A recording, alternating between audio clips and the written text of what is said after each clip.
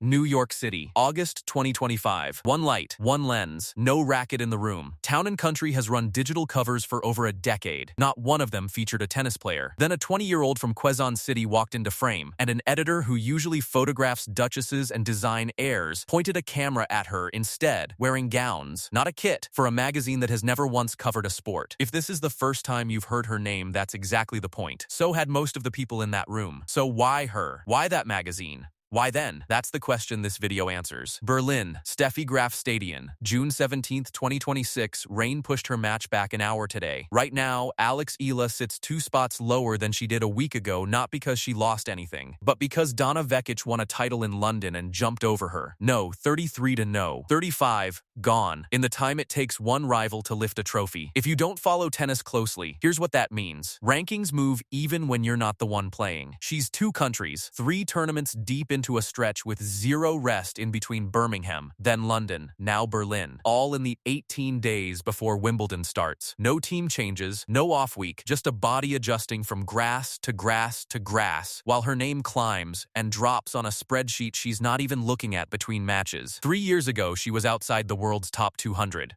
Today, a rainy Wednesday in Berlin is a routine Tuesday for someone the WTA tracks daily. Here's what nobody noticed in that magazine spread from last August. After beating Eala for the 2nd time in under a month, World No. 19 Iva Jovic told reporters something blunt. For me, it's not that difficult when I play a friend.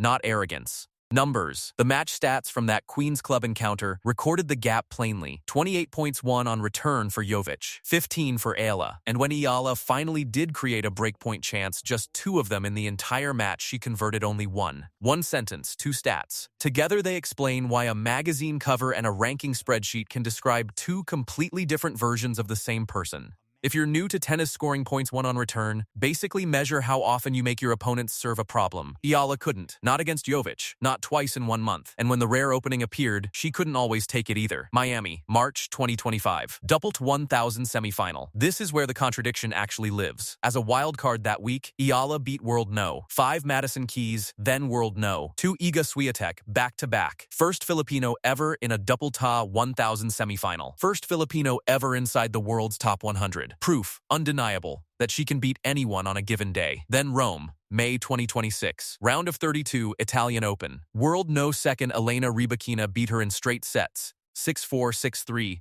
for a spot in the next round. A few months later, an early exit at the Australian Open. Then Jovic, twice, inside 1 month. That's the real problem. And it's not nerves. It's not heart. She's 24-15 this season, dominant against the tier just below the very top. Bartonkova, Zhang, Vekic, players who used to be obstacles and aren't anymore. But the version of her that dismantled Keys and Swiatek in Miami hasn't shown up consistently since. One spectacular week, 14 months ago, against a season of near misses against the same caliber of opponent.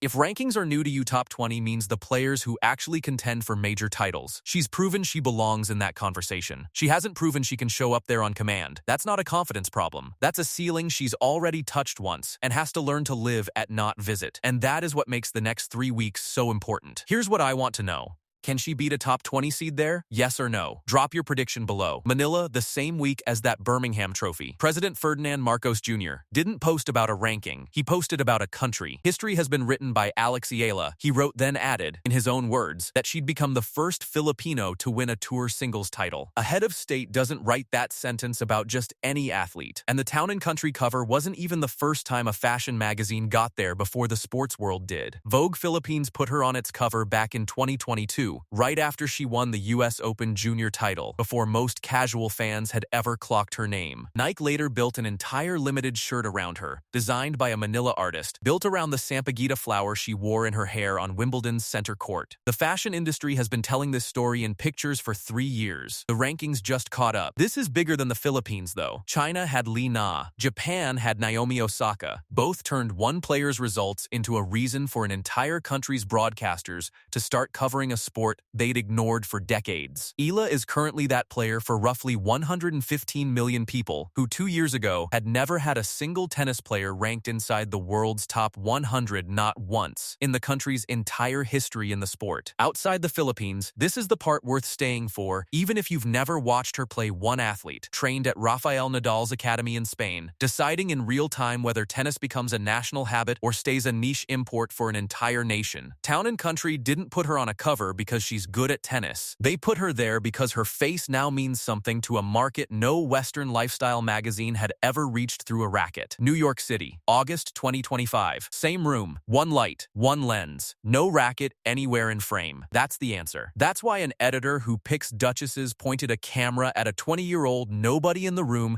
had grown up watching not for her ranking, but for what comes after it. A president's post, a Vogue cover 3 years earlier, a continent-wide comparison, a country deciding what tennis means through one player. Last year, in her Wimbledon main draw debut, she pushed defending finalist Barbara Krejcikova to 3 sets on center court before losing. This year, she returns ranked higher, sharper on grass, and with a Birmingham trophy already in her bag. My prediction, she beats a top 20 opponent on grass before this Wimbledon ends, and the next magazine cover won't need to explain who she is. So can she do it? Yes or no? In the comments. If you want the Filipino tennis movement covered with the numbers, not the hype, that's exactly what this channel does. Subscribe for the next one.